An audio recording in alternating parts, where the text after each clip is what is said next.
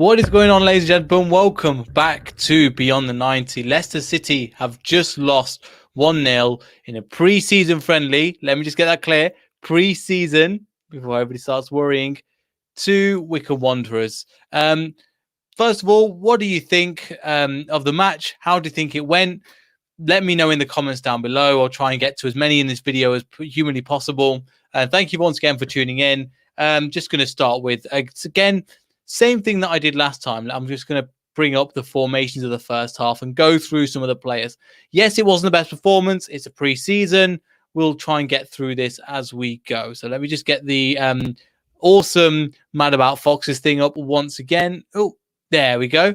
So as you can see here, kind of there's the 4-4-2 that was in the first half.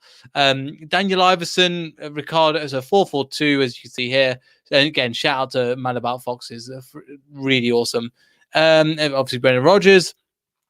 Fire and Sionchu, I think, didn't do too bad. I mean, they were keeping out one of the best defenders, best attacking physical presences you can imagine. So it was a good chance for them to really shine and come through. Ricardo, I think, had a bit of a slow game, but he really built into it. I think there was some really good play on his end. Luke Thomas didn't say anything alike, but again, when he potentially goes missing a game, I think he did some good things. We'll come on to some of the individual brilliance recently. Oh, and we have a friend of the show, Akash, mate. How are you doing? Yeah, the match was pretty awesome and really enjoyed the brief moments that we created throughout the game. But after all, it was a disappointing results, but we don't need to be critical or harsh towards any of it. Yeah, exactly. That's what I'm thinking. I'm not going to harp on too much about certain players, but I've just got the formation up on the board now in the first half, the 4-4-2. Just going through the back line as well. So I just want to get your thoughts on Fofana and Soyuncu, because I think didn't do anything too wrong. They built some great challenges, but obviously we know that they are missing the rock that is Johnny Evans. After, Fofana first of all played in the under 19 Euro 2020, and then Sancho represented the Turkish side. So both of them are not gelling too well at the moment as they regularly do. But that's the need of preseason games to channelize those previous seasons abilities and really get the working get the clockwork done. And I think it will take probably another game before we get to our defensive peak. But yeah, it has been sloppy. I mean, if people are criticizing the defensive backline, they are not wrong, but there are plenty of positives to take as well. I think a crucial factor is that there is no leadership in that defensive role. Johnny Evans really does a lot of work in that department, and since he's not part of the preseason games yet, I think a major portion is missing right now. Yeah, no, I definitely agree. Definitely agree there. And it's just going to take time again for these players to come back in. Again, Kasper Schmeichel, a massive leader for our squad, is currently missing as well. So kind of saying some of your point. Let me get on some of the comments as well. What happened to Harvey Barnes? Still injured, Aaron. He's still coming back from that injury, so don't you worry. We'll talk about second half later. Yeti boy, thanks for your comment, but we don't need any Perez slander on this channel as it is. James was Madison, Thomas, Samori all look good. Yeah, there was some good play from some of them. We'll get on to some of them. But what was your thoughts, obviously, on the defensive line on Thomas as well? What was your thoughts on Thomas? Because I thought he did Thomas, a lot of things right, but at the same time, he was steady Eddie, and he does play like he's a much advanced than his actual age is. I think until James Justin makes a comeback, that prominent position will be shared between him and Ryan Bernard. But I think uh, learning from Ryan Bernard, he will grow as a player. But today he has been well. He has been gelling with his fellow Zimbabwean, and yeah, the Zimbabwean star was the man of the match for me, and probably a lot of fans really enjoyed his performance. Young lad, probably going to give a hard time to Harvey Barnes into the pecking order. But yeah, overall, Luke Thomas has been doing that job well, and I think both the flanks performed to his best abilities. Neither Ricardo Pereira or Luke Thomas provided any chinks in our armor in that department. First half, yeah, Wycombe got the better of us, but in the second half too. But Yeah, things were falling in our places. That didn't hurt us in the first half. In the second, I mean, the goal that we considered, it was in a flash, so we really can't blame anyone, not even Nelson.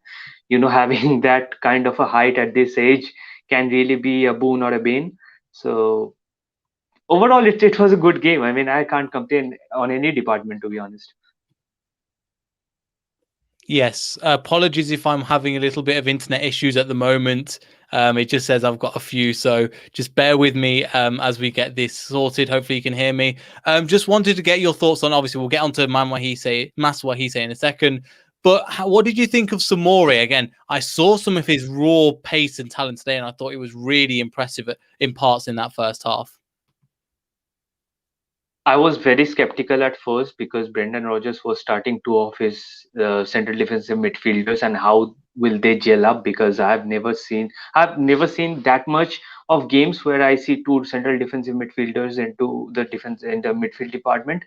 So I had my concerns, but I was very impressed to see that NDD was trying out to cover up Akinfenwa, and while on the other hand, Somare was doing what he does best, playing as a box-to-box midfielder.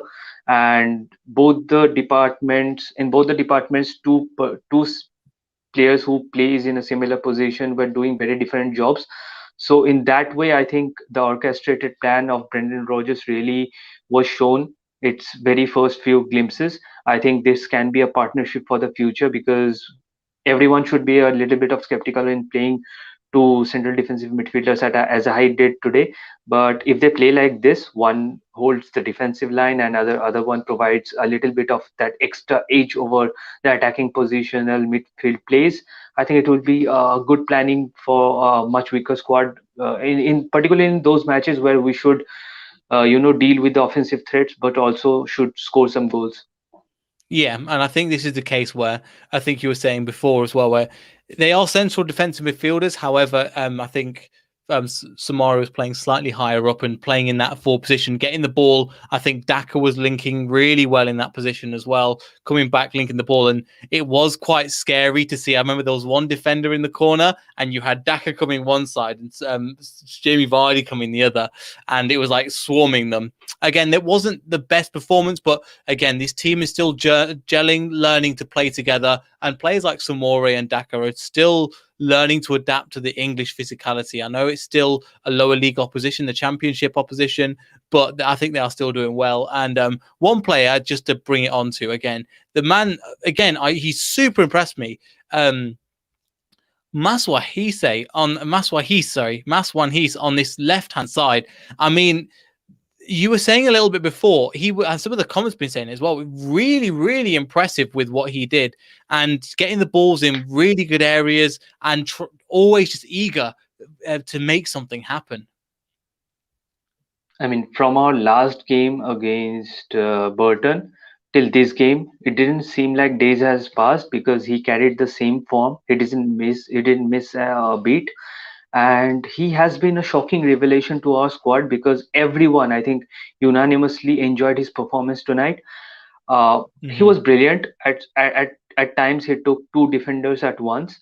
I think there is certain abilities that can help him grow and Mm-hmm. become a better player. But I don't think a player of such caliber, and he has such an aggressiveness towards him, and he does tidbits so well. I don't think he should be sent on a loan spell, because I think he covers in that department. He has that sorted out, because if he's playing like this into his second game with this team, he can be a great asset as a winger. You know, if Harvey Barnes is getting tired at the 17th minute mark, we should be replacing him with this kid, because he just showed, his true class, and with more opportunities he can grow, he can do better, and sky is the limit. Yeah, I think so too. And again, I think he's only 17 years old. He's got a lot of time, a lot of potential. And I think I think his dad was a 400-meter sprinter, which shows you as well that he's got a lot of potential within him. But what will impress me as well is his he wants to get forward. He maybe, yes, he's not doing the best pass, but he wants to perform for the team, and that's all we want to see as Leicester fans. Somebody's going to give him something. In Diddy as well, I think at times he was dealing with Akin Fenwa, such a big person in that midfield as well. Didn't do anything wrong, but one player I want to concentrate on is Ricardo on that right-hand side. We know how talented Ricardo is, and we know how impressive he can be going forward. And in this position, I think on the right-hand side, we saw glimpses of that old Ricardo bombing forward, linking up play with Samore, and other playing Vardy and Daka as well. I think he had a really a performance where it's not back to his best, but we could see the glimpses of, okay, this is the old before the injury Ricardo. It will be a steady climb for him because that injury took a lot out of him, and an injury of such magnitude will obviously affect a player. He didn't do his best as we are used to see him do on the pitch last season. But yeah, as you rightfully mentioned, that this was our first glimpse into this season where we got a few shades of the old Ricardo Pereira that we so fondly remember. Yeah, exactly. Is there anybody else you want to mention from here before we go on to the second half? Because again, this was the better half, and there was we couldn't really string a pass together, and it's okay. I mean, this is pre-season. If they're doing this in the Villarreal game, we can criticize them. If they're doing this in um, the Charity Shield, then we can criticize them. But was there anybody else that you wanted to mention as well? Ghazal, I think some of the set pieces he was doing, it was something we've not seen in a while. Really, really good set piece taker. Here's my opinion. I think it will frustrate a lot of fans and agitate probably a few. I think Rashid Ghazal, what he did today, looked brilliant to our eyes. But you have to analyze the full-fledged scenario of the situation because a player like Rashid Ghazal, he doesn't do well in his Premier League in a Premier League season. So, uh, s- and we have not been the best team with our set plays, and we rank very lower in that department. So even a mediocre kind of a thing does look brilliant at times because anyhow we are not good with set pieces. That being said, I think it's essential for us to move apart from Rashid Ghazal. There were questions around the social media, why was Rashid Ghazal being picked. Well, because Brendan Rodgers doesn't have a proper right winger, that's the first reason. And the second reason is if he doesn't play a player like Rashid Ghazal, how will a manager emphasize the need of a right winger? Because he doesn't have any at this moment. So he is just pressing on that issue, telling the board that I desperately need a right winger. And if it does well, it's a bonus because that will help us to get an edge over the opponent. But at 29 years of age, I think it's time. We have given him plenty of chances. He has never shown promise in a regular season, so I think it's plenty of it's about time to distance us that feeling of admiration now from him, slowly detach and let him go to Besiktas and wish him the very best. But that's the harsh reality of it. Yeah, I think so too. And just it is what it is with the situation. He didn't work out, no problem. I hope he have a good time in Besiktas because I think that some of the rumors today that he was moving there as well.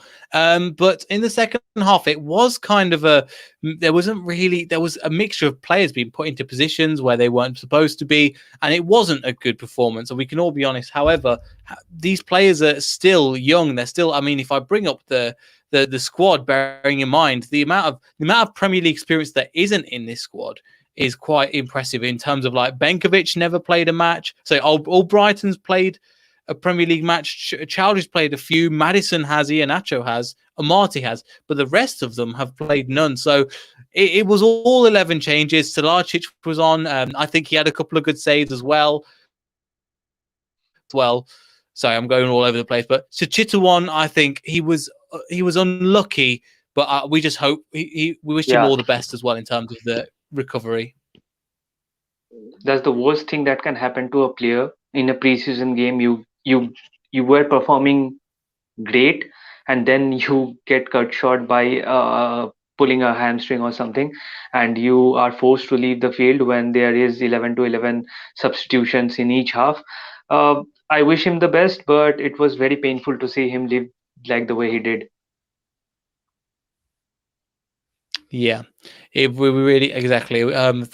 Josh says, "Well, hope Daniel's okay. We all do as well. We don't want any of our players to get injury. It is what it is. But again, he's 21 years old. He showed some promise as well, and we're playing people in positions that we shouldn't be. I mean, Soa was at left back at the beginning of the game, and I think then Daly Campbell came in, who is a right back, playing on the left as well. So it shows you as well that they're just try this team was just about match fitness.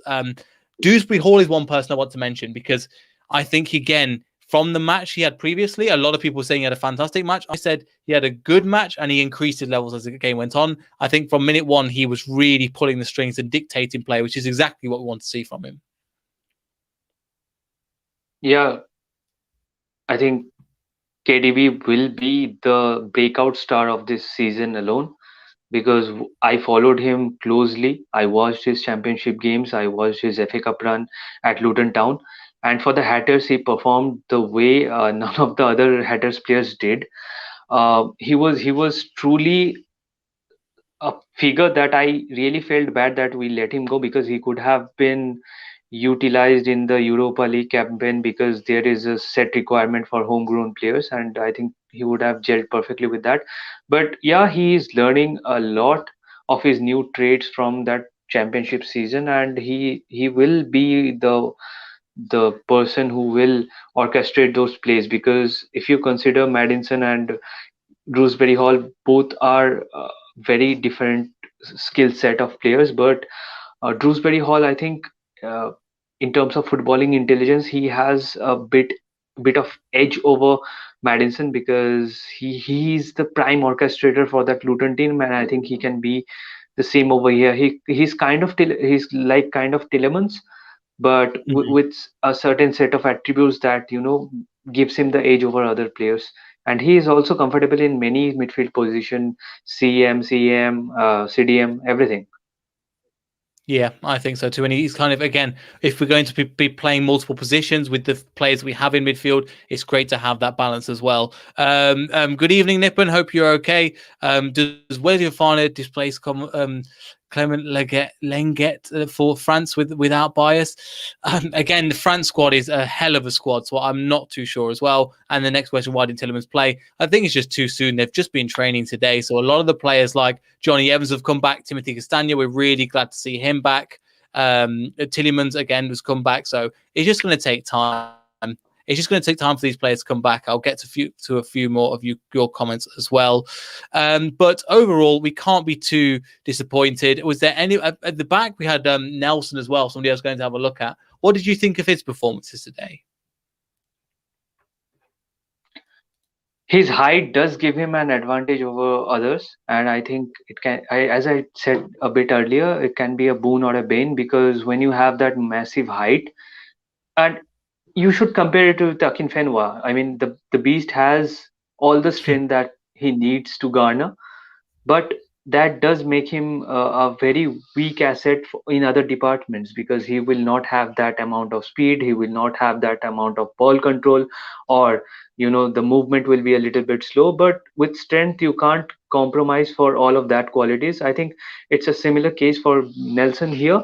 His height will cost him some of his attributes, and it did basically. He got to the ball, he was unable to clear it in a fraction of a second. It's again harsh, it's very nitpicky, but a player with a shorter stature and a sturdy defender could have put the ball a little bit further so that it could haven't fell so easily into the opposition's foot. And that shot, I mean, you can't judge it because even the goalkeeper made a brilliant save before that. But yeah, it is what it is.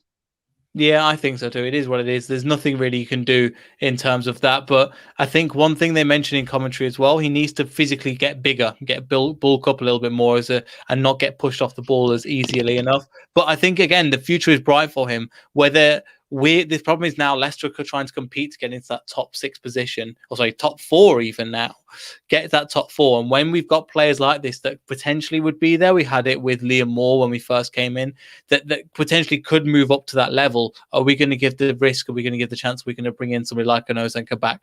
We'll have to see, because the transfer window is open for, I think, another month and 2 days now. So just want to get back to some of your comments as well. Destorga goes, maybe an unpopular opinion, but Amati had a good preseason. His passing has been much sharper and defending has been much better. What are your thoughts on that? Daniel Amarte today did his job. Nothing too fancy about him, but he did his job. There is nothing to criticize, and I think that's a praise in itself in pre-seasons. Very fascinating thing that I would like to mention is comparing it to the last game against Burton.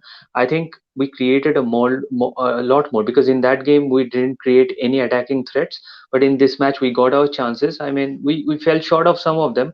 The ball didn't go to the places that it intended, it was intended to. But if you see the progress, there is a little bit of progress, and it would be very crucial to score at least 1 or 2 goals before we face Manchester City for the Community Shield, because the eventual build-up leads to that climactic end.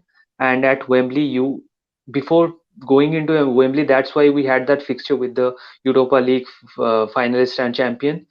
Villarreal game is going to be the hardest game for us in this preseason fixtures, because it's going to be a litmus test. But it presents a sort of a dichotomy, because Brendan Rodgers will be forced to rethink his squad, because the game literally is hours before the Community Shield game. I think 2 or 3 days if you compare it. So what do? You push the players, you get a win, you play your best 11, try to force Ibora's team into submitting, or do you play sort of like this, play trust with the younger guys, but then during the Community Shield you pick the senior team all at once and expect them to win, because Manchester City will be playing a stronger team, and they are playing every team of Manchester City is a stronger team. But uh, you get my point. I mean, in that particular day at the Community Shield on August 7th, it should be our best 11, right? Should be. Again, apologies, my internet is a bit funny at the moment, but I'm trying to do my best to sort it out as we speak. However, I think, yes, we will get there, and it will just take time. But again, the players that have come in have done a good job, but the players that are just coming into training will take time. And these players like Johnny Evans, Kasper Schmeichel, they will all be available. You're looking at the likes of Jose Perez, I think, will be available as well. The squad will be ready, because they all want to play and win a trophy. And it will be the strongest 11 that we will put out for that game. I think for that game, it will be, you're looking like the Patson Daka might get a cameo, but it will be Iheanacho and Jamie Vardy, just because you know what they're going to give you as well. But yes, there's just just trying to get to your comments. Marty's definitely better than Benkovic. I think so. And just because he's had more Premier League experience, bearing in mind, Marty won the league with us. He's one of the few players that is there that's actually won the leagues, even though we bought him in that same year in 2016. So he's got experience. He knows what he's doing in the squad as well. But overall, I think we'll end it here, because there isn't really too much else to add. It's one of those games where we take it as it comes. Don't worry too much about what actually happened, because it will get better over time. And it wasn't a good performance, especially in the second half. But with a team like that, like this, like we were showing you earlier, I mean, this team doesn't really have, apart from there isn't many people with even a lot of Premier League experience in this team. So I wouldn't worry too much. But we're getting there, I think, over time. So any final thoughts, Akash? I think an important thing that you mentioned, you know, for the final at Wembley, I mean for the Community Shield, Patson Daka not playing is a very sensible prospect, because Brendan, the time for experimentation was this preseason, and when you are going up against Pep Guardiola, I think you should put your comfortable best 11, and Patson Daka probably makes an appearance as a substitute, but definitely not as a starter, because you cannot leave any stones unturned in for that game. Very excited. The future is looking bright. Definitely, we'll play the game against QPR on a higher note. But Hmm. this game was just a revelation for some players. As you said, uh, many players impressed. The defensive department can't really blame them. But Hmm. obviously, the next game is gonna be better. Yes. I think twice as better as this one. I think so. And we have to, again, we have to show, just like Dewsbury Hall did, just like Ricardo did, improve game on game. And that's all that matters. So one thing as well, I was going to ask as well, one thing I was going to ask, our, playing Nacho as a lone striker, we know it doesn't work. We've tried it again today. It didn't really work again, did it? No, Ilnacho needs a provider. Without a Hmm. provider, he struggles because he drops down too deep, and then once he gets the position of the ball, he looks at his right and left, but he sees the players are almost in parallels with him, and then he doesn't know what to do with the ball. So he always need to make those runs and somebody else to lob the ball in or channelize a through ball towards him. It never works. I don't know why Brendan went with that questionable formation, and the players that he picked on certain position tinkered with like a former Tinkerman. But I don't know. I simply don't get what was the strategy behind the second half. Probably he was only considering the aspect of match fitness. Apart from that, I couldn't see a logical reason for that. No, and again, Madison was putting in some good balls, just back again, getting his fitness back. But you can see some of the balls and his creativity, what we really enjoy as well. So, but yeah, I'd like to thank Akash. Thank you for joining. If you make sure to check out his Twitter, he's got it in his bio here as well. Trying to get my hands right. And if you've enjoyed the video, make sure to leave a like and subscribe. We've got another video tomorrow from Paul from Leicester LCFC family. So really looking forward to that interview. Same time, I've got to set that stream up soon. But thank you so much for watching, everybody, and we'll see everybody in the next video. So goodbye.